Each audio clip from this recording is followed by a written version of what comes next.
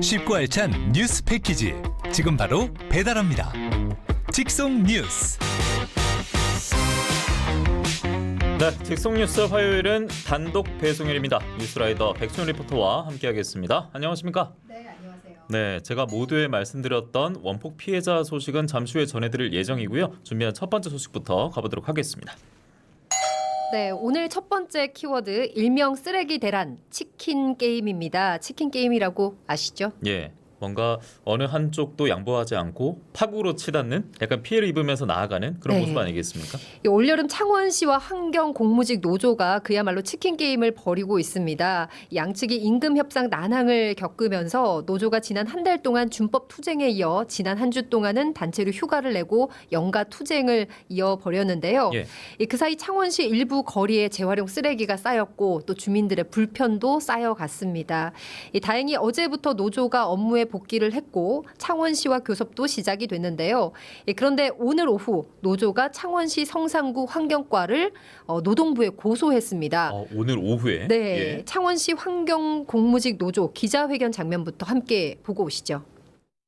2024년 8월 12일 성산구 환경과 직원 일동의 명의의 민주노총 환경실무원에 고함이라는 문서를 배포하고 부착하는 부당노동행위를 저질렀습니다. 지회장에게 막말을 내뱉고 적대시하며 답변을 거부하여 활동을 폭동시키는 과정도 있었다. 창원시는 성실하게 교섭 이행에서 현재를 타결하라.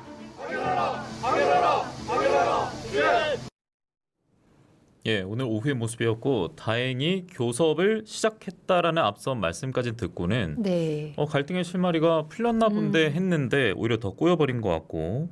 자, 우선 그러면 저희가 내막을 들여다보도록 하겠습니다. 창원시에서 재활용 쓰레기를 수거하는 인력이 창원시에 5개 구가 있잖아요. 네. 그러니까 뭐 구에 따라서 이렇게 좀 나눠져 있는 모양이더라고요. 쉽게 말해서 이제 직영과 위탁이 있습니다. 예. 이제 창원시에 직고용된 무기계약직 노동자 이분들이 환경 공무직이고요. 예. 그리고 이들과는 별개로 위탁업체에 소속된 이 민간 노동자가 따로 있습니다.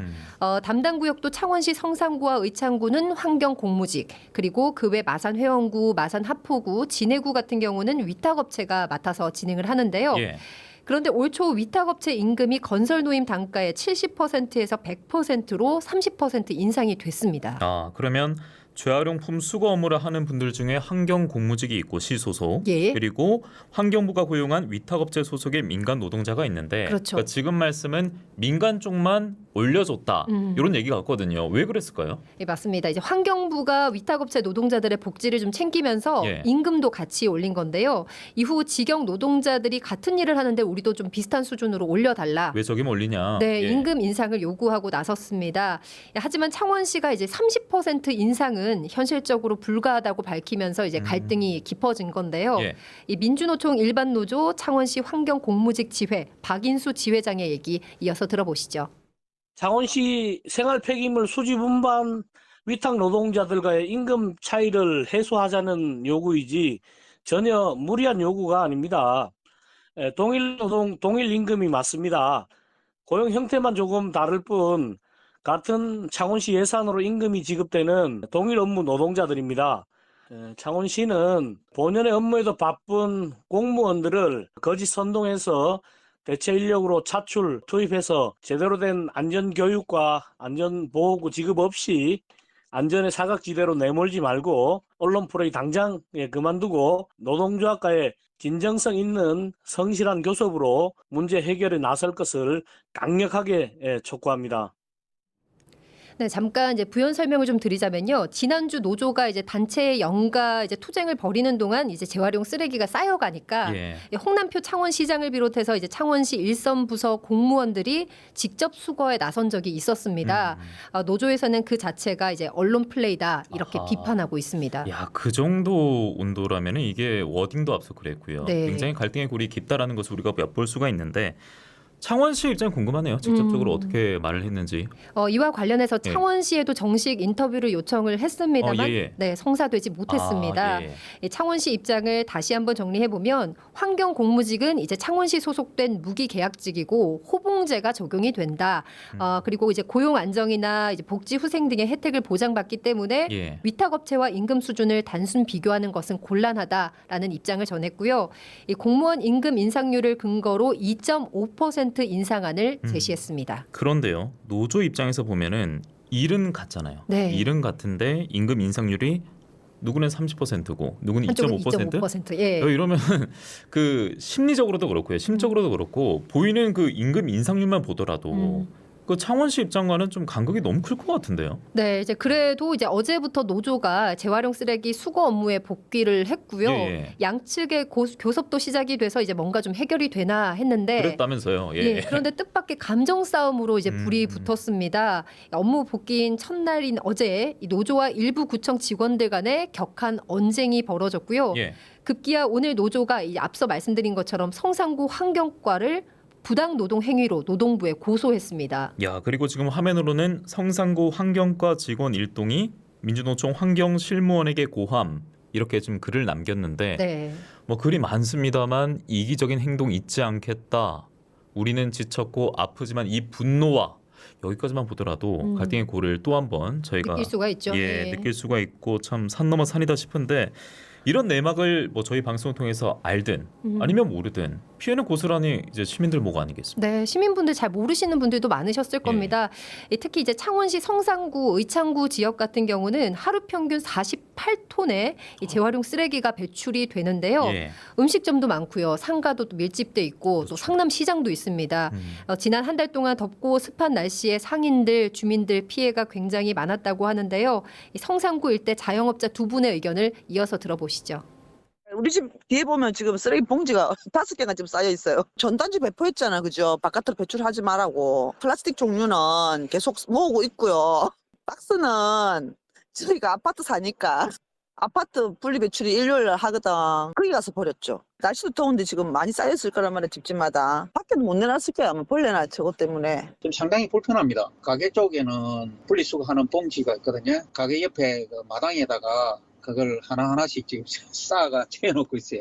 보기도 안 좋죠. 걸리고 동의도 그렇고 날씨도 덥고 경기도 너무 안 좋은 이 상태에서 저런 것까지 우리 시민들의 그 불편을 주니까 안 그래도 더운데 짜증이 많이 나잖아요. 잘 해결돼 가지고 빨리 정상화되었으면 좋겠어요. 네, 실시간 댓글로 찜통도에 모두 고생입니다 하셨고 닭이 먼저냐 달걀이 먼저냐 이렇게 좀 남기신 것 같은데 그 담론만큼이나 참 임금 문제로 얽혀있기 때문에 네. 좀 어려운 문제 어려워요. 같아요. 네. 그래서 해결의 실마리는 있을까 싶은데요. 이참에 임금협상위원회를 구성해서 객관적인 기준을 좀 세우고 또 시스템을 같이 만들어가자는 제안이 나왔습니다. 창원시의회 진형익 의원의 얘기 이어서 들어보시죠.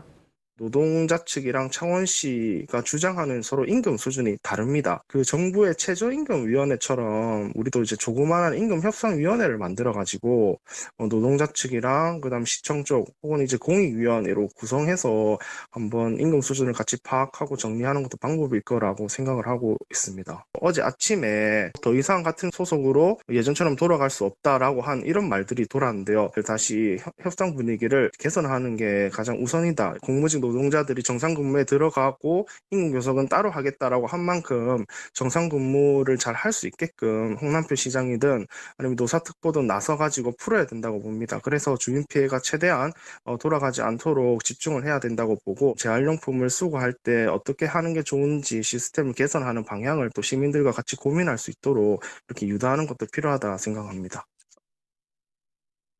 결과적으로 가뜩이나 더운 날씨에 시민들의 스트레스 지수, 불쾌 지수도 높아지고 있으니까 우선 또 시가 나서야겠고요. 또 환경 공무직, 노조 양측의 감정 다툼으로 치킨 게임이 계속되는 거는 누구도 바라지 않을 것 같습니다. 맞아요. 네. 예, 그래서 객관적인 자료를 근거로 해서 또 현장의 목소리 최우선을 들으면서 현실적인 시스템 마련이 속히 이어지길 저희는 바랄 뿐입니다.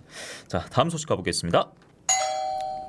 네, 두 번째 키워드는 끝나지 않은 전쟁입니다. 오는 15일 모레가 광복 79주년이잖아요. 79년이라는 긴 세월 동안 또 다른 전쟁을 치르고 계신 분들이 있습니다. 이 바로 1945년 8월 일본 히로시마와 나가사키에서 원자폭탄에 피폭된 한국인 피해자들인데요. 예. 여전히 병마에 시달리면서 생활고와 사회적인 편견 그리고 대물림의 고통까지 뭐 2중, 3중, 4중고를 이분들 겪고 계십니다. 예, 대한민국민이다 보니까 우리나라 사람이다 보니까 그것만 생각해 보자고요. 그러니까 원자폭탄이 일본에 떨어졌잖아요. 네. 그러니까 일본인의 피해가 다수인 거는 뭐 맞는 건데 그 다음 피해자가 많은 국가가 또 우리나라였잖아요. 맞습니다. 예. 두 번째로 많은 곳이 우리나라입니다. 예. 이제 당시 히로시마와 나가사키 피폭자 수가 대략 70만 명 정도로 추산이 되는데요. 이 가운데 한국인이 무려 10만여 명에 달한다고 합니다. 예. 이 피해 지역 구호나 복구 작업에도 한국인들이 대거 투입이 되면서 방사능에 그대로 노출이 됐고요. 피해가 또 더 집중됐다고 합니다. 예, 그 1세대 피해자가 아무래도 돌아가신 분들도 많으실 것 같고 네. 살아 계셔도 좀 굉장히 고령이실 것 고령이시고, 같은데 네. 생존자 현황이 지금은 어떻습니까? 1945년 해방 이후 그해 9월에 한국인 피폭자 2만 3천여 명이 귀국했는데요. 현재 생존자는 전국에서 1,700명이 채 되지 않는다고 합니다. 예. 이 가운데 경남에 500여 명, 특히 합천에 390여 명이 거주하고 있고요. 생존자들 평균 연령은 87세입니다. 예. 고령이시죠. 네. 그리고 더 놀랍고 이상한데 하고 느끼시는 분도 있을 것 같아요. 왜냐면 이 얘기를 처음 듣는 분들은 합천은 이제 바다 근처보다는 약간 산간 내륙 지역이잖아요. 네. 근데 이곳에 피해자들이 많다? 네, 예. 강제징용을 일단 많이 당했고요. 워낙 또 낙후된 지역이기 때문에 생계를 위해서 일본으로 건너간 사람들도 많았다고 합니다. 예. 실제로 한국인 피폭 생존자 중 70%가 합천 출신이고요. 이 때문에 합천이 한국의 히로시마로 또 불리고 있습니다. 한국 원폭 피해자 후손회 합천지회 박갑술 지회장의 얘기 들어보시죠. 할아버지께서 히로시마에 거주를 하고 있었고요. 아버지가 장남인데 9남매예요. 피폭자는 아버님 포함해갖고 6명. 피폭 피해는 화상이 많았어요. 그 상처가 한센병 앓는 사람하고 비슷해요. 오해를 많이 받았다고 합니다. 그래서 될 수 있으면 숨기려고 하고 자녀들에게도 사실 피폭이라는 사실을 말하지 않았어요. 그러니까 온갖 질환에 시달리면서도 죄인처럼 살은 거죠. 삼촌, 고모, 아버님 모두 암으로 돌아가시고 저 또한 피부병으로 고통을 받았고 우리 아들도 피부병이 있어요. 예, 청취자분들은 저희가 이제 그 영상을 함께 보여드렸었는데 네. 보지 않는 게 오히려 다행일 정도로 참 참혹한 모습이었고 맞습니다. 고통의 세월이 고스란히 느껴졌는데 문제는요. 이게 후손들에게까지 병사가 대물림되다 보니까 이건 너무 비극이다 싶은데요. 네, 지난 2004년에 국가인권위원회가 조사한 건강실태 보고서가 있습니다. 이걸 좀 살펴보면 원폭 피해자 2세는 일반인에 비해서 빈혈이나 심근경색, 협심증, 우울증, 천식, 정신분열증, 각종 암 발병률이 8배도 아닙니다. 약 80배 이상 높다고 나왔습니다. 예. 소개하면서도 정말 안타까운데요. 이처럼 후유증을 앓고 있는 2세, 3세 피해자가 대략 2만여 명으로 추산이 됐고 있습니다만 여전히 또 사각지대에 놓여 있습니다. 예. 실시간 댓글로 오래전 제 친구의 할아버지로부터 물려받은 피부병 때문에 친구도 고생을 했었다라는 댓글도 네. 있는데 저희가 이 주제를 처음 다루는 건 아닙니다. 그렇죠. 그래서 정부가 그 마련한 제정한 관련 특별법이 있었던 것 같던데요. 지난 2016년 한국인 원자폭탄 피해자 지원을 위한 특별법이 제정돼 있긴 한데요. 예. 이 피해자로 인정받는 것부터가 쉽지가 않습니다. 피해자 범위가 1945년 원자폭탄이 투하됐을 때 일본 히로시마나 나가사키에 있었던 사람 그리고 당시 임신 중 태아로 한정돼 있기 때문입니다. 예. 그런데 강제징용 말 그대로 이제 강제로 억지로 끌려갔으면 네. 그 관련 기준이 될까 싶기도 하고 또 기록조차 제대로 남아 있을까 싶기도 없죠. 하고요. 네. 예. 그런 분들은 이제 입증할 기록이 없잖아요. 그러면 이제 신청을 못 하는 거고요. 만약 기록이 있다고 하더라도 피해자 인정을 받기까지 일본에 가서 건강 수첩을 또 받아야 되고 보증인도 또 2명을 세워야 된다고 합니다. 일본 가기도 해야 되고 보증인은 뭐 어떻게요? 뭐 어디서 찾아서 네, 이런 그렇죠. 생각밖에 안 듭니다. 답답합니다. 당시 또 일본에 거주했다는 사실을 입증해줄 보증인이 또 필요하고요. 예. 그런데 일본까지 갈 앞서 말씀하신 것처럼 경비도 없고 또 보증인도 없고 그래서 신청을 포기하는 경우도 부지기수라고 합니다.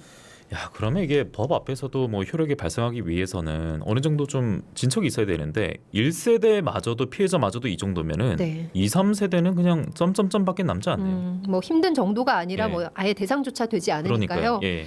그나마 또 지난 2020년부터 정부가 피폭 후유증 대물림이 되는지 유전자 연구를 시작했습니다. 올 연말에 그 결과가 나올 예정이고요. 피해자들은 그 결과를 바탕으로 2세, 3세도 지원을 받을 수 있도록 특별법 개정안이 나오기를 간절히 염원하고 있습니다. 합천 평화의 집 이남재 원장의 얘기 들어보시죠.